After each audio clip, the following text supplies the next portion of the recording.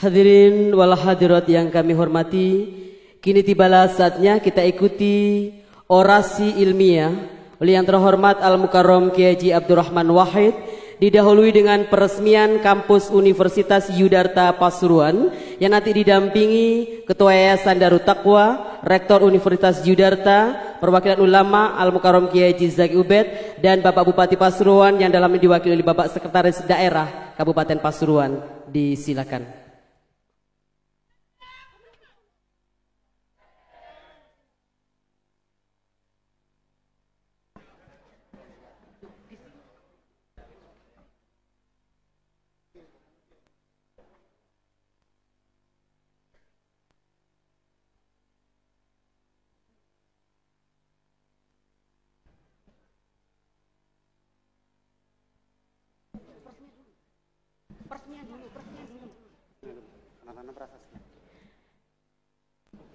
Hadirin, kita bersama-sama menyaksikan peresmian yang ditandai dengan penanda tanganan prasasti oleh Al-Mukarram Kiai Haji Abdurrahman Wahid.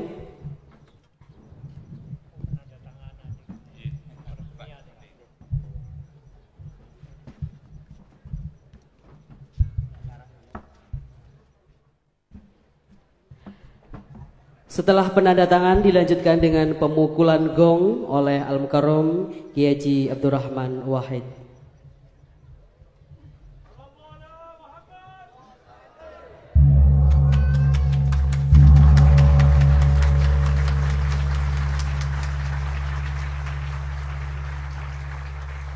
Terima kasih Ketua Yayasan Darut Taqwa, Rektor Universitas Yudarta, Al-Mukarram Kiai Haji Zaki Ubed, dan Bapak Sekretaris Daerah Kabupaten Pasuruan berkenan kembali ke tempat.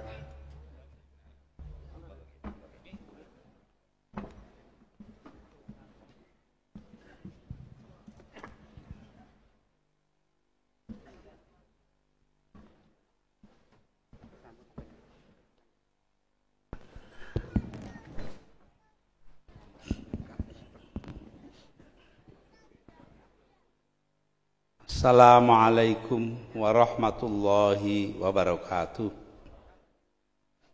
Bismillah walhamdulillah wassalatu wassalamu ala rasulillah Sayyidina Muhammad bin Abdullah sallallahu alaihi wasallam wa ala alihi wa sahbihi wa man tabi'ahu wa nasarahu wa wala wala hawla wala quwata illa billah.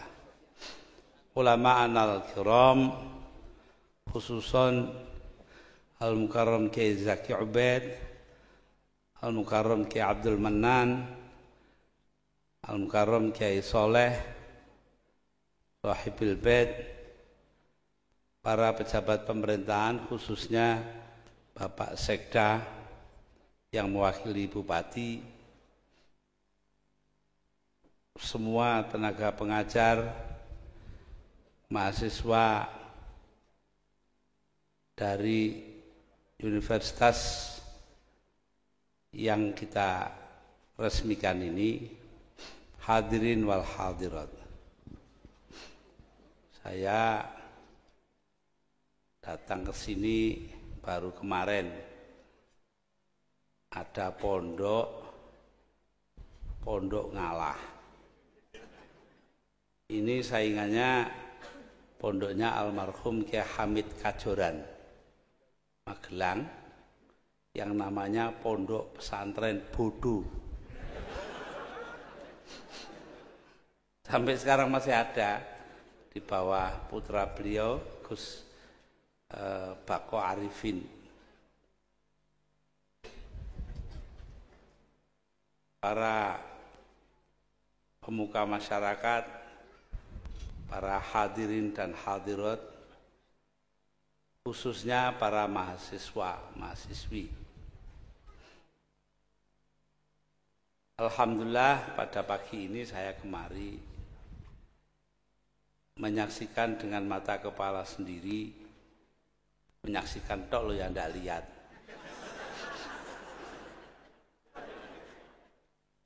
Itu dulu pondok yang kelihatannya kecil di bawah pimpinan Kiai Soleh, lambat laun berkembang dan sekarang menjadi sebuah universitas. Saya kebagian dulu ke sini, nah sekarang ke sini lagi menyaksikan berdirinya atau berkembangnya sebuah STAIN, Sekolah Tinggi Ilmu Agama Negeri, Islam Negeri, menjadi sebuah universitas. Ini sangat menggembirakan. Lebih-lebih menggembirakan lagi kalau diingat bahwa lembaga pendidikan yang berbentuk universitas ini tempatnya di desa, jauh dari mana-mana. Ini juga sesuatu yang harus diperhitungkan sebagai kelebihan. Lebih-lebih lagi bahwa ini adalah multi agama. Sesuatu yang saya perjuangkan seumur hidup. Nah ini ada romo, ada pendeta, ada yang lain-lain, Hindu segala macam itu.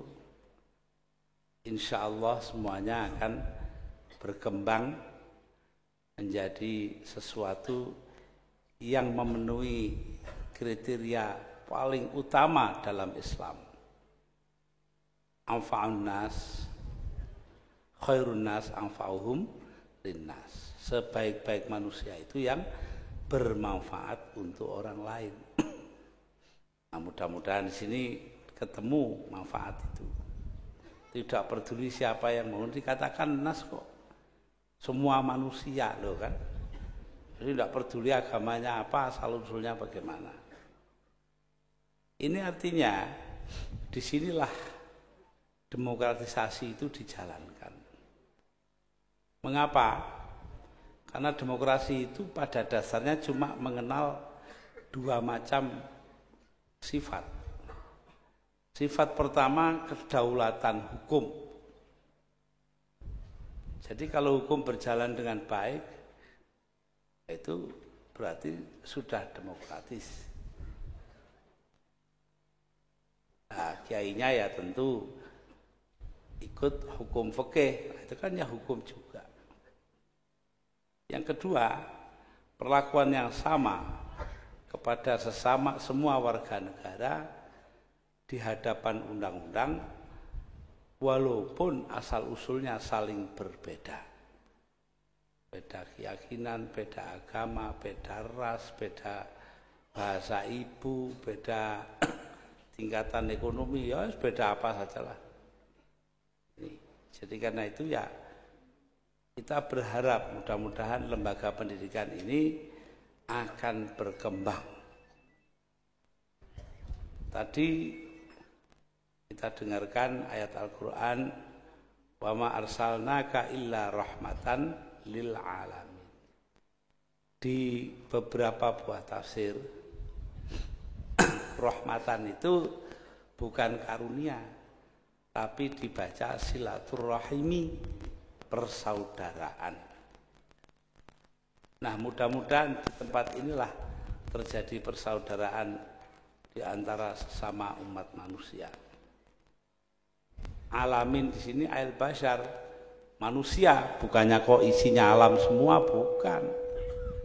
Tetapi manusia, persaudaraan di antara sesama manusia. Ini wa ma arsalnaka illa rahmatan lil alamin. Disinilah terletak arti daripada lakum dinukum waliyadin. Bagi kalian agama kalian, bagiku agamaku. Tiap orang berhak mengikuti cara masing-masing. Beberapa hari yang lalu saya dapat kiriman CD compact disc dari Kiai Haji Ahmad Mustafa Bisri di Rembang. Isinya adalah tembang bahasa Tegal. Tembangnya siapa? Tembangnya seorang yang dianggap kejawen. Saya simpan di rumah. Saya tulis tulisan di koran. saya katakan bahwa saya dapatnya sangat terpengaruh. Mengapa? Karena betulnya kejawen dan orang seperti saya itu sama. Sama dalam hal kalau status itu semua sama banyak, saya kira sih tidak masalah. Tapi sama dalam hal keyakinan. Saya orang santri, kalau tadi Kiai Soleh bicara bahwa pesantren Tharekat Qadiriyah Naqsyabandiyah itu dikembangkan di sini, maka saya ini sebagai orang Tebuireng itu diwarisi Tharekat malah lebih macam-macam. Ada Qadiriyah, ada Naqsyabandiyah, ada Syadziliyah, ada Syattariyah dan sebagainya. Jadi lebih beraneka ragam. Tetapi satu yang saya tidak, yaitu ikut wahdatul wujud, wahdatul syuhud, sebuah aliran tarekat yang diajarkan oleh Ibnu Arabi. Kenapa? Karena saya tunduk dan menghormati syariat Islamiyah. Pokoknya saya menentang Undang-Undang Dasar Piagam Jakarta dimasukkan dalam Undang-Undang Dasar 45, tidak berarti bahwa saya ini tidak ikut syariah. Syariah yang menetapkan, yang menjalankan masyarakat, bukannya negara. Ini kita harus jelas betul. Ini disahkan oleh Muktamar Nahdlatul Ulama di Banjarmasin pada tahun 1935, 10 tahun sebelum proklamasi kemerdekaan. Nah, jadi di situ diputuskan untuk menjalankan syariat Islamiyah atau ajaran agama tidak diperlukan negara Islam, titik. Ini ada di buku yang ditulis oleh Pendeta Einar Sitompul, dulu sekretaris Huria Kristen Batak Protestan, sekarang menjadi kepala Badan Litbang PGI, Persekutuan Gereja-Gereja Indonesia. Nah, dari sinilah bahwa Islam itu tidak harus formal. Ya seperti Kiai Soleh ini diwujudkan dalam bentuk lembaga pendidikan. Ini yang saya ikuti. Ketika PKB, Partai Kebangkitan Bangsa didirikan, itu ada seseorang membuatkan lagu Mars PKB dan himne PKB. Siapa yang buat? Seorang beragama Protestan bernama Alfred Simanjuntak. Itu saking adrenge kita ini, ya bermacam-macam asal usul lah. Nah, jadi di sini kita harus lihat bahwa masalah ini adalah masalah yang harusnya berjalan otomatis dalam kehidupan kita. Saya merasa berbahagia berada di sini karena melihat bahwa yang menjadi ajaran tadi almarhum yang disebut semua saudara sing nok pasar sing nok ndi dulur kabeh, ya itu sudah. Lah orang tua kita itu begitu kok pandangannya.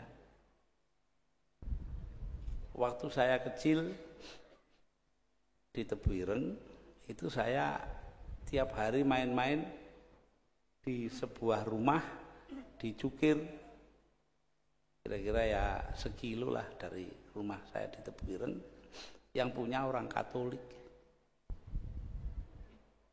Saking dekatnya, akhirnya rumah itu jadi gereja. Dan kalau coro santrinya diwakafkan. Ya, lah iya, untuk kepentingan agama. Terus nggak tahu saya kenapa oleh pengurusnya dioperkan kepada Bapak Muhammad Yusuf Hashim, paman saya. Jadi rumah beliau saya tinggalnya di situ. Di Tebuireng itu kan kalau nemoni tamu. Nah, jadi di sini kita melihat bahwa ini sudah lama ada di kalangan kita, tidak ada masalah apa-apa. Karena itu kalau sekarang ada yang ributkan Islam dan Islam, saya terus terang saja bingung juga. Ada pesantren ngalah, itu kan bahasa Jawa toh. Pondok-pondok dulu itu bahasa lokal, enggak ada namanya pesantren ngene ngono itu ya. Pesantren Tebu Ireng, pondoknya Yai Manan, pondok Singosari. Sampai sekarang saya enggak tahu nama bahasa Arabnya. Iya. Oh, tahu-tahu setelah tahun 50-an itu loh. Pondok Bahrul Ulum, pondok Mambaul Ma'arif, pondok Mambaul Huda. Saya jadi bingung lah, kok cara Arab kabeh ini rek. Ya, ini artinya formalisasi, kesenangan untuk resmi dari kalangan kaum muslimin. Ini muncul karena apa? Karena kuatnya budaya Arab. Bukan karena agama, ini soal budaya saja. Sama dengan dulu bahasa Jawa, sekarang pakai bahasa Indonesia kan begitu tuh. Saya ingat dongengnya paman saya, putranya ada di sini dengan saya, Pak Abdul Karim Hashim, adiknya ya saya, numpak oplet. Di depannya ada orang bawa kurungan burung, tahun 30-an lah itu. Lalu beliau pikir mau nanya, ini burung apa ini? Ini. Opo apa? Ini apa ketemu, tapi burung itu loh apa bahasa Indonesia. Akhirnya kalah karo wong Cina sandinge muni, ini peksi apa? Nah itu. Jadi karena itu kita melihat bahwa soal begini-begini kan soal anu saja, soal apa? Budaya saja. Beda memang budayanya.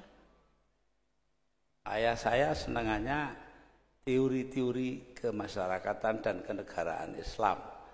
Takonono Imam Syafi'i, Imam Hanafi soal beginian warak jawabnya. Adiknya Abdul Khalik Hashim senengannya tauhid. Buat sampai mencret takon tauhid dia jawab.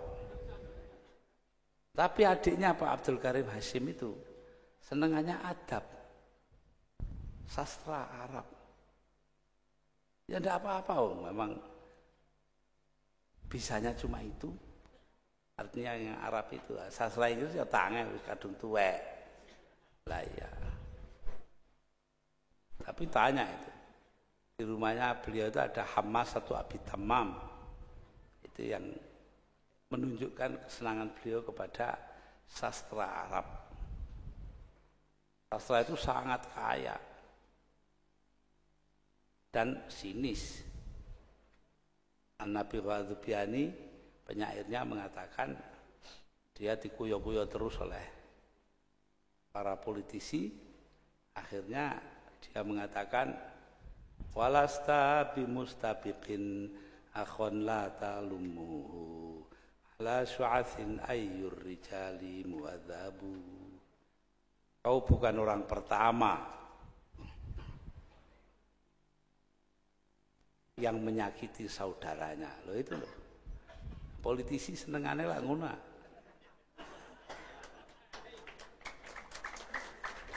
Mesti nyakiti saudaranya itu. Ala syu'athin ayyur rijali muadzabu. Kalau dipikir secara mendalam, memang adakah orang yang sopan? Nah itu, saking sinise itu. Tapi saya lebih senang kepada sajaknya Qurafa ibn Abad syairnya itu. Dia mengatakan, walastu bihallalitila'i makhofatan, walakin mata yastarfitil qawmu arfidi. Aku bukan orang yang sembunyi di balik gentong karena ketakutan. Gentong itu tempatnya di depan rumah apa di belakang ya? Nah, biasanya di dapur. Lah orang yang sembunyi di balik gentong di dapur entek-entekan oleh weden. Nah, ini katanya Torofa loh. Walakin mata yastarfiti arfitil qaumu arfiti. Tetapi kalau kaumku minta pertolongan, akan kutolong. Loh ini, karena saya tidak berada di gentong, di balik gentong ya saya kalau kaum saya minta tolong, saya tolong. Kalau perlu toh mati nyawa. Loh. Ini Thorafah Ibn Abid sudah begitu. Nah itu ya itu pegangan saya dari dulu sampai sekarang. Tidak yang seperti Nabi Ghadzubiani yang sinis tadi itu. Nah, dasar daripada sikap terbuka yang tidak mencurigai orang lain, tidak penuh kebencian kepada orang lain, itu adalah keterbukaan. Karena itulah saya kepada teman-teman agama lain itu ya terbuka saja. Alhamdulillah hari ini kita lihat keterbukaan itu punya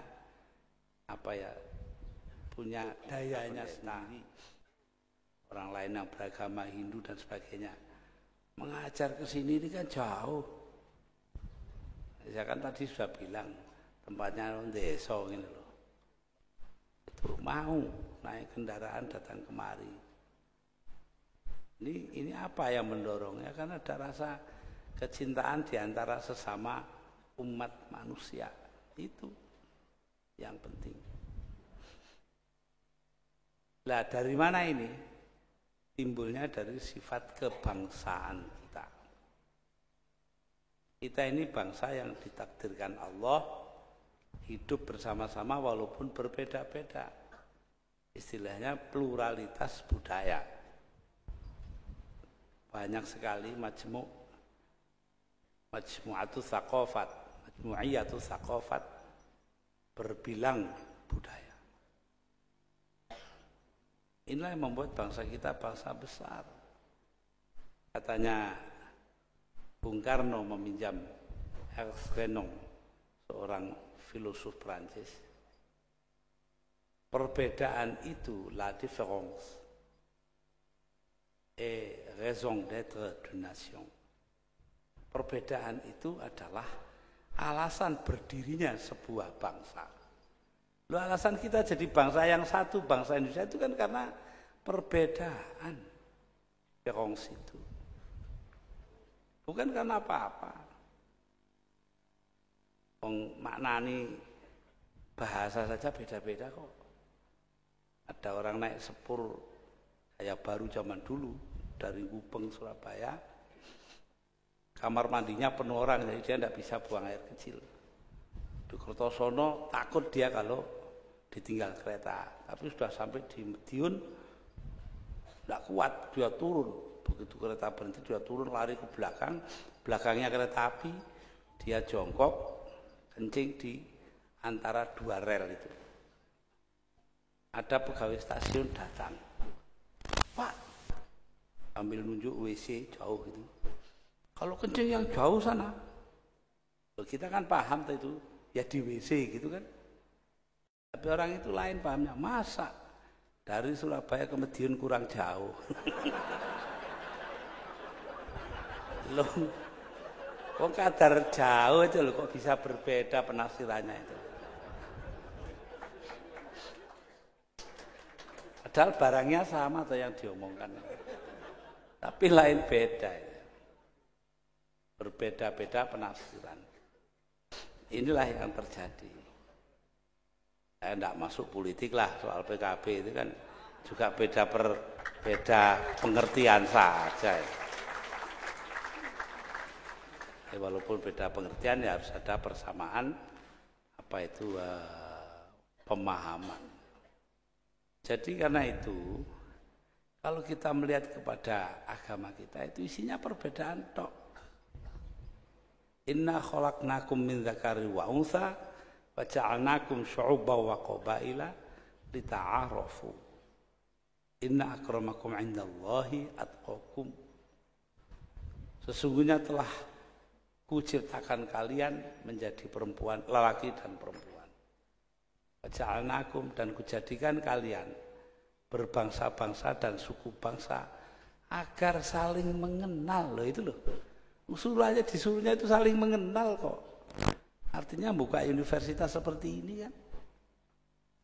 Inna akramakum indallahi atqakum. Urusan kamu di surga nanti itu atau di akhirat itu urusannya ketakwaan kamu kepada Allah tidak ada urusannya dengan soal-soal lain. Nah, jadi di sini kita kalau pondok apa itu namanya ngalah ini punya perguruan tinggi macam-macam begitu, ya itu tidak lain mengamalkan apa katanya Al-Quran. Tidak kok ngawur, tidak ada dasarnya. Pokoknya diruya ini nggak tahu saya.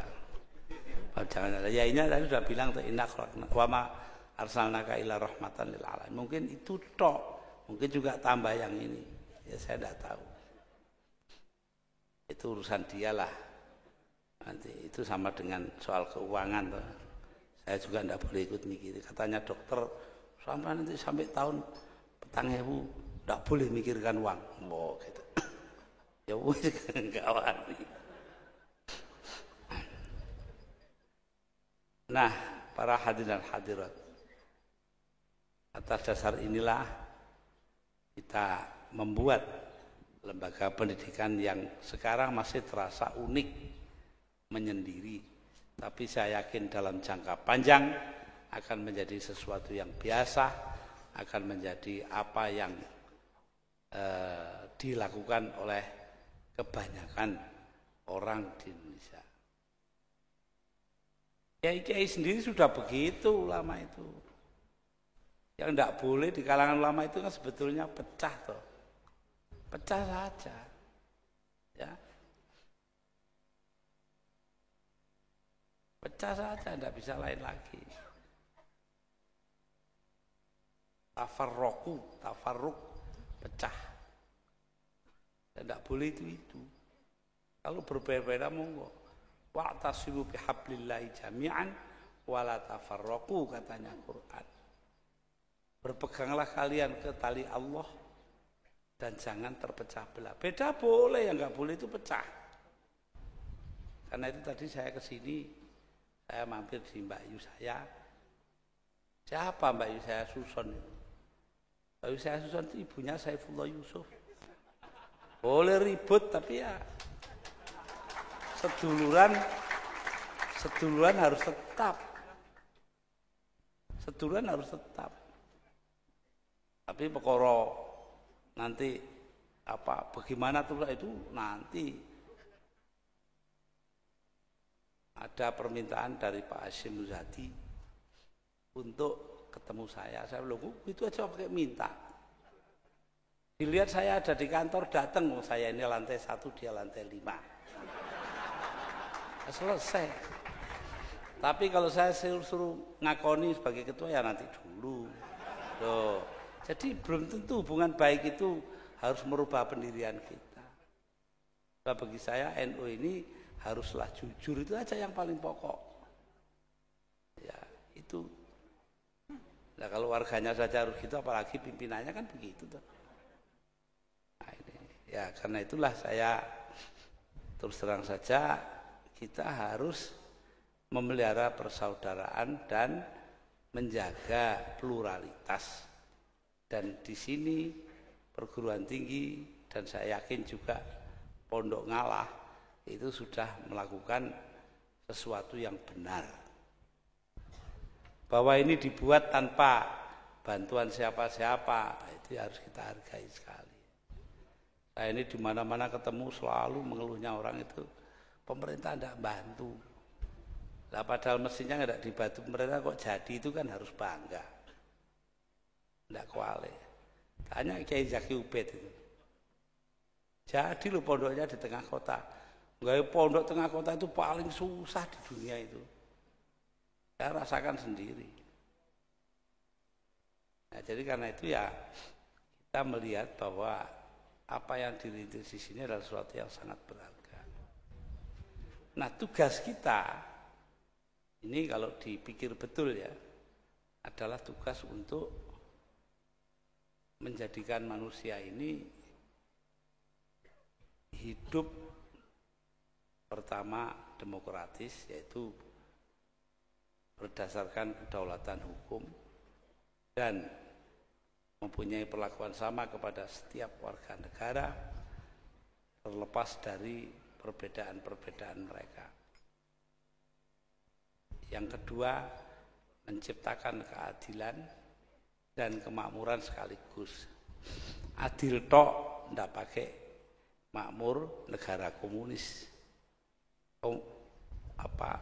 Makmur tok ndak pakai keadilan negara kapitalis. Lah Indonesia ini ma baina wa baina. Nah itu ya begini ya ndak begitu. Tapi separuh-separuh lah.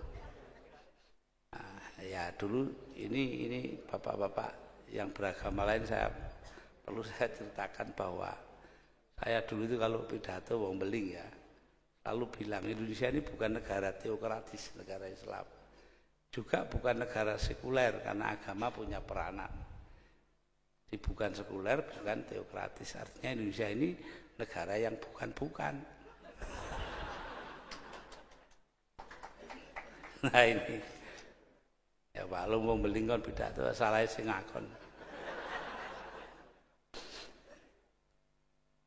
Nah para hadirin hadirat ini saja yang sebetulnya menjadi inti kita, keadilan, kemakmuran, demokrasi. Ini yang persatukan kita, bersamakan kita. Satu yang ingin saya rembuk di sini, saya kemukakan. Banyak pertanyaan kepada saya, Pak, di kampung saya ada gereja. Ya baik toh. Enggak Pak, itu orang Kristen itu lebih. Cuma 30 orang saja, 40 orang saja bikin gereja. Nanti ada lagi bikin gereja lagi. Saya bilang, lah inilah bedanya Islam dan Kristen. Orang Islam itu sing Muhammadiyah, sing Syiah, sing Sunni, sing NU. Barangkali itu bisa duduk di masjid yang sama, sholat dengan imam yang sama. Itu loh. Karena liturginya itu tidak beda satu sama lain. Paling yang beda ya cuma khutbahnya. Gitu. Ada orang sarang di pantai utara, Jawa Tengah itu. Punya anak dipondokkan di Mekah zaman dulu. Dia juragan perahu. Untuk mondokkan anaknya, tiap tahun dia jual perahunya. 5 tahun anaknya pulang karena bapaknya kentean perahu. Lah begitu pulang disuruh khutbah Jumat. Alhamdulillah, biasa ini Muhammadiyah ini. Si cidok kan gitu tuh. Alhamdulillah, NU ini loro. Alhamdulillah, lah kok telu. Alhamdulillah 4, bingung dia orang tuanya. Alhamdulillah 5, bangkit bapaknya bangun. Kurang ajar, perahu 5 kamu tuker. Alhamdulillah 5.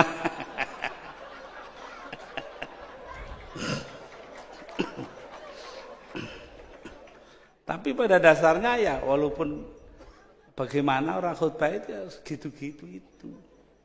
Sampai dibujui saja tidak tahu kok. Mergo khutbah cara Arab yang dibujui wong Jawa. Jadi ada khotib orang Arab biasanya jual minyak wangi di kampung hari Jumat di daulat suruh jadi khotib. Nah, dia khutbah itu. Al-Jawi ya'kul khannas. Orang Jawa makan ular. Sing siji ngerti. Wong Jawa ini lungguh depannya khotib itu terus jenggelek gini loh. Lah apa muni ini?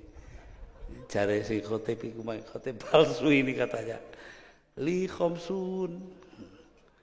Ana salasun wa anta isrun. Saya akan dapat 50.000. Saya 30, kamu 20. Terus yang jamaah tadi itu ngerti cara Arab, radhiyallahu anhu.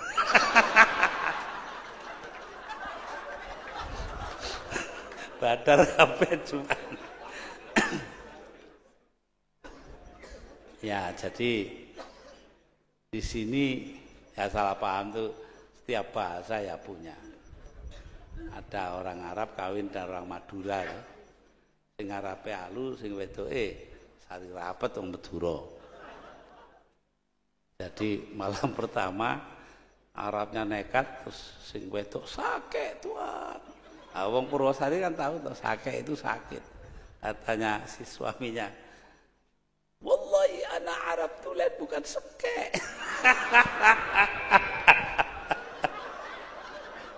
Ngaku sih kayak itu piye. Ya, kalau kita perbedaan kita terus-teruskan wah susah ini. Saya suka ngaji orang Sunda. Orang Sunda itu di stasiun Cirebon lama nunggu di depan WC kakus. Dibuka orangnya keluar dari dalam sambil masang celonanya keluar. Lah si Sunda ini kan orangnya halus, atos, maksudnya atos itu sudah. Gitu. Si Jawanya salah paham. Oh atos mencret toh.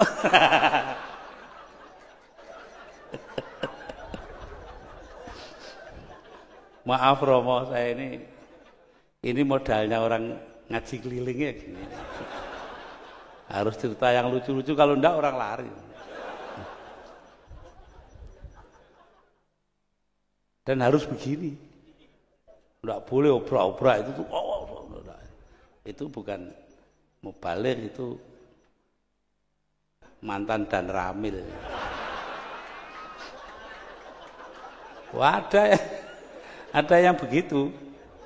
Mantan dan ramil suruh khutbah. Ya ayyuhan nas, ittaqullah haqqa tuqati wa la tamutunna illa wa antum muslimun. Wahai manusia, bertakwalah kalian kepada Tuhan kalian. Awas kalau tidak. Pakai awas baru. Lah itu baru khutbahnya sana itu. Ya. Jadi begitulah para hadirin hadirat, ini mestinya serius jadi guyon ini. Saya minta maaf pada Kiai Soleh ini. Ya saya rasa itulah yang perlu saya kemukakan, bahwa saya sangat bergembira berada di Pondok Ngalah dengan universitasnya yang tumbuh berdasarkan asas kekeluargaan, yang tidak beda-bedakan orang. Ya, ini sebetulnya ya pondok itu begitu. Di mana-mana dulu pondok tidak beda-bedakan orang. Anaknya yai gede ya tempiling udah. Iya. Saya waktu kecil itu pernah yang tukang lampu itu namanya Mbah Saleh, akhirnya jadi Surya NU, sekarang udah mati di Nganjuk. Lah satu hari saya dengan teman saya, kamu ajak Mbah Soleh itu. Diajak entah nggak tahu diajak beli apa. Saya ke dalam ngambil lapnya lampu itu kan. Pak karu-karuan lambune, tak celup banyu, saya lempar ke tengah masjid. Padahal sana orang tidur jejer-jejer gitu loh. Sebentar saya roto sak masjid kena kafe. Lah itu. Jadi persamaan sampai kepada gangguan saja ya sama.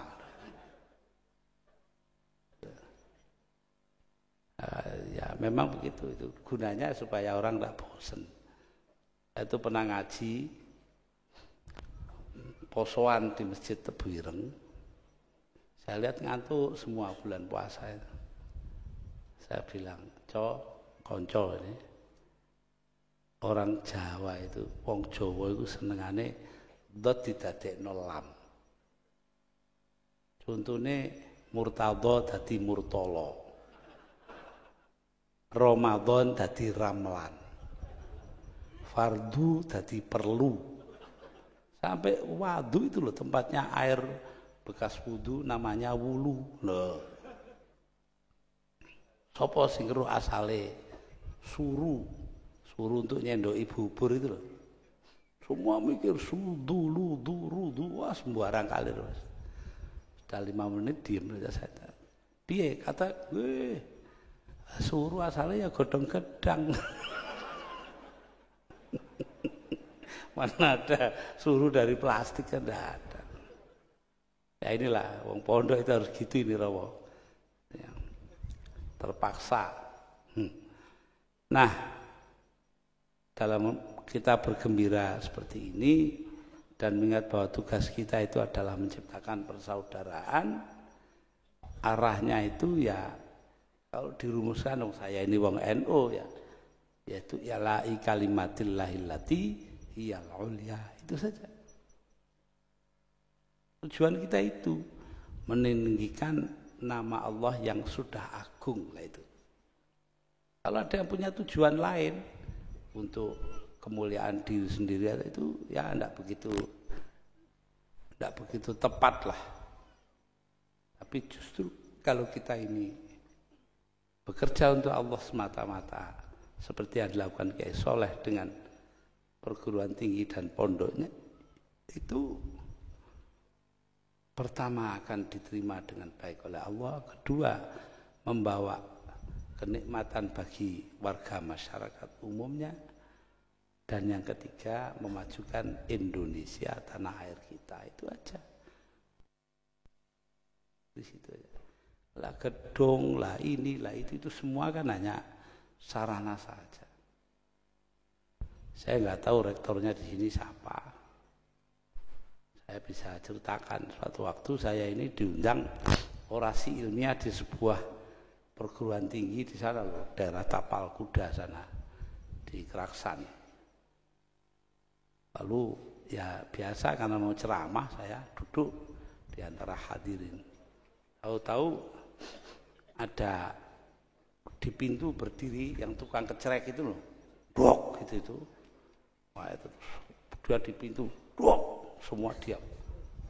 Hadirin silakan berdiri. Bapak Muhammad Rektor akan memasuki ruangan. Ya ngono iku. Ngertine cek ngono diapakno maneh. Mudah-mudahan di sini jangan dibilang Bapak Muhammad Rektor. Walaupun kadang-kadang ya begitu itu kan. Yang bedakan orang itu tidak banyak. Ada rektor sebuah perguruan tinggi, saya diberitahu orang karena itu saya tidak percaya, tapi akhirnya disuruh berdiri di belakangnya waktu menyanyikan Indonesia Raya ini. Tahu-tahu sang rektor ini apa nyanyinya? Indonesia siapa itu? Gimana ini? Belum nanti kiai jadi rektor. Sehabis jadi apa itu namanya inspektur upacara Menwa, resimen mahasiswa, dia turun untuk memeriksa barisan kehormatan. Sana komandan upacaranya ada di pojokan. Udah begini, kiainya datang. Baik nak, baik. Ini bingung komandan upacara. Salaman tak ambek ya ini. Ya itulah. Jadi orang memang dibawa kebiasaannya sendiri-sendiri. Ya disinilah tempatnya kita menerapkan ukuran-ukuran yang sama bagi setiap orang. Jadi jangan dilihat bingungnya sang komandan upacara. Lihatlah bahwa dia masih takzim kepada ulama, itu yang penting kan itu. Begitulah para hadirin dan hadirat, saya yang dibilang orasi ilmiah itu sama sekali tidak ilmiah. Ya, kenapa? Karena ya saya tahu bahwa yang ada di sini itu tidak semuanya orang-orang yang pernah di perguruan tinggi. Memang nasib saya Romo, pidato di 5 tempat bahasanya lain-lain lah itu. Bahasa teleseran seperti di sini. Iya toh. Terus nanti bahasa seminar ada sendiri. Kemarin saya di Semarang PGRI seminar. Nanti pidato di PBB pakai bahasa lain, bahasa Inggris umpamanya. Lalu pada kiai-kiai orang Arab ya harus bahasa Arab, kalau tidak dihargai. Ya, walaupun saya pernah bilang kepada Raja Fahad waktu jadi presiden, waktu Saudi Arabia, Baginda jangan percaya kepada bahasa Arabnya jamaah haji Indonesia. Loh kenapa? Mereka pakai bahasa Arab kuno yang ada di kitab-kitab lama, sedangkan Anda sudah pakai bahasa Arab modern. Oh ya, contohnya apa? Seorang kiai, ya, syekh dari Indonesia pergi haji, habis taruh barang-barangnya dengan pembantunya dia keluar. Di sampingnya asrama itu jalan satu jurusan. Nah, karena dia dari depan, dia baca. Ya, jadi di sana itu no entry, tidak boleh masuk. Bahasa Arabnya ditulis mamnu'ud dukhul, tidak boleh masuk dari depan. Boleh dari sana satu jurusan. Kata kiainya ini kepada pembantunya karena dia tidak ngerti bahasa Arab sekarang. Orang sini. Kenapa? Karena dukhul itu kalau di kitab-kitab lama itu hubungan seksual suami dan istri. Dari situ kok mamnu dukhul dilarang dukhul. Orang sini keterlaluan. Loh, kenapa? Masa begitu kok di jalan?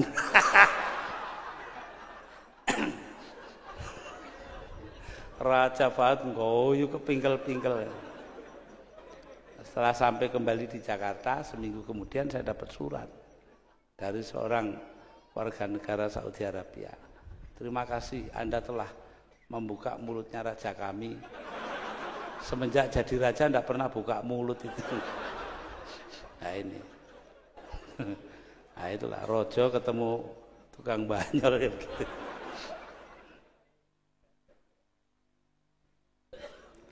Nah, karena di hadapan Romo saya tidak tahan terpaksa menceritakan yang ini belakangan ini sebagai penutup. Beberapa bulan sebelum wafatnya Sri Paus datang ke New York di Amerika Serikat. Sore-sore dia naik mobil di pinggir kota kan sepi. Dia bilang kepada supir, "Supir, berhenti. Anda pindah ke belakang, saya ingin belajar nyetir." Umurnya 84 tahun. Jalan saja setengah mati, nyetir 2 menit masuk Solokan. Polisi datang, terus diurusi semuanya beres, ya tidak kecelakaan, pelan aja. Dia telepon tuh polisi itu pada komandannya. Dan saya ini lagi ngurusi orang penting kecelakaan. Siapa? Presiden? Bukan. Wakil presiden? Bukan. Menteri? Bukan. Senator? Bukan. Gubernur? Bukan. Wali kota? Bukan. Nah, siapa? Nggak tahu. Supirnya saja Paus. Sing diurusi kita malah supir sih nok buri. Ya ini saya tidak tahan. Di hadapan pastor ya saya terpaksa. Demikianlah para hadirin, kalau diterus-teruskan tambah tidak karu-karuan. Nanti ngambrak enggak. Karuan ya lebih baik berhenti di jalan. Nah, terakhir saya usulkan ini teleseran. Itu untuk menjadi pedoman kita kata-kata seorang penyair Arab. Waladatka ummuka ya ibna Adam bakiya wan nasu haulaka yadhaku nasurura faj'al li nafsika an takuna idza bakau fi yaumi mautika dhahikam mazrura. Ibumu melahirkan engkau wahai anak Adam. Ketika itu engkau menangis. Tidak ada bayi lahir, tidak ada. Wan nasu haulaka yadhakuna surura, manusia sekitarmu semuanya tertawa gembira. Oh, bayinya lahir selamat gitu ya. Faj'al li nafsika an takuna idza bakau. Karena itu buatlah dirimu ketika mereka menangisi engkau di hari kematianmu. Loh itu. Dhahika masrura, engkau sendiri yang tertawa karena gembira. Itulah hidup, itu esensinya di situ. Jadi ini yang saya minta supaya padanya ini itu semua arahnya itu satu, berbuat baik untuk orang lain. Khairun nas anfa'uhum linnas. Saya rasa demikianlah yang perlu saya kemukakan karena memang saya kemari ini untuk ada hal lain yang ingin dilakukan, yaitu untuk ikut di dalam pertemuan silaturahmi antara sesama kiai. Ini kalau disuruh nutup itu bingung ya. Kenapa? Karena NU itu dulu miliknya kan wabillahi taufik wal hidayah. Sekarang dipinjam Golkar. Susah setengah mati saya nih. Ahmad Abdul Hamid almarhum dari Kendal itu mencarikan gantinya, wallahul muwaffiq ila aqwamit thoriq. Sekarang di mana-mana wong NU begitu. Tapi saya ini cengkal, saya tidak mau gitu ya. Tambah ya lah wis. Wabillahi taufik wal hidayah waridho wal inayah. Wassalamualaikum warahmatullahi wabarakatuh. Hadirin, pada akhirnya agar negara Indonesia tercinta ini tetap aman, tiada aral yang melintang demi menuju baldatun thayyibatun wa rabbun ghafur, diakhiri dengan pembacaan doa oleh Al-Mukarram Kiai Haji Abdurrahman Wahid yang didampingi Kiai Haji Muhammad Soleh Barudin, Kiai Haji Abdul Manan dan para tokoh agama masing-masing. Kami persilakan Romo Irwanto dari Kristen Katolik, Bopo Yudi dari Konghucu, dan Pendeta Lantu dari Kristen Protestan berkenan mengambil tempat.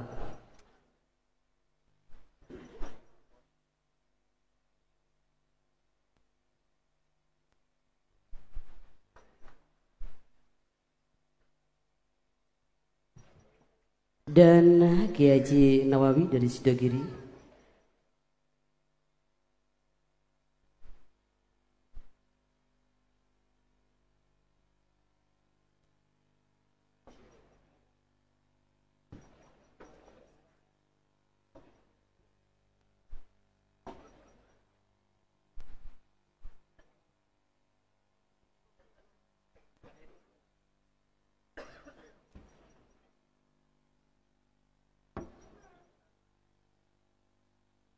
Pembacaan doa dipimpin langsung oleh Al-Mukarram Kiai Haji Abdurrahman Wahid.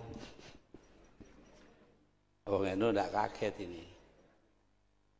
Mari kita doa. Doa ini yang mengajarkan Sunan Ampel 500-an tahun yang lalu, dan kemudian diambil oleh mbah saya Kiai Haji Muhammad Hasyim Asy'ari Tebuireng. Pendek saja diambilkan dari Suratul Kahfi. Akan saya bukan sini karena saya tidak seperti Cak Zaki bisa ndonga panjang saya ya. Gitu itu.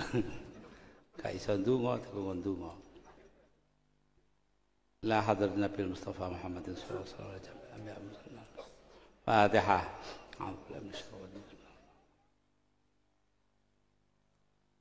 Rabbana Rabbana atina min ladunka rahmatan wa hayyi lana min amrina rasyada. Rabbana atina min ladunka rahmatan wa hayyi lana min amrina rasyada. Rabbana atina min ladunka rahmatan wa hayyi lana min amrina rasyada. Wa sallallahu alaihi.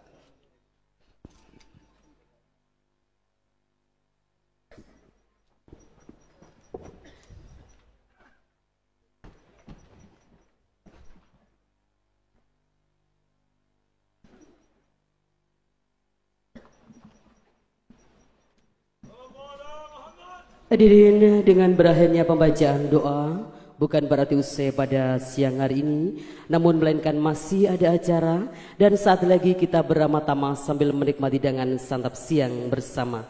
Dan kami persilakan kepada para alim ulama, Bapak Wakil Bupati beserta pejabat di lingkungan pemerintah Kabupaten Pasuruan dan para tokoh agama se-Indonesia berkenan mendampingi Kiai Haji Abdurrahman Wahid berkenan menuju ruang ramah-tamah sambil menikmati hidangan santap siang bersama. Dan untuk Bapak Ibu undangan yang lainnya dipersilakan untuk tetap tinggal di tempat. Saat lagi petugas akan menghantar hidangan santap siang di hadapan Bapak Ibu semuanya sambil menikmati hiburan kontemporer dari Pondok Pesantren Ngalah, Kecamatan Purwosari, Kabupaten Pasuruan. Disilakan.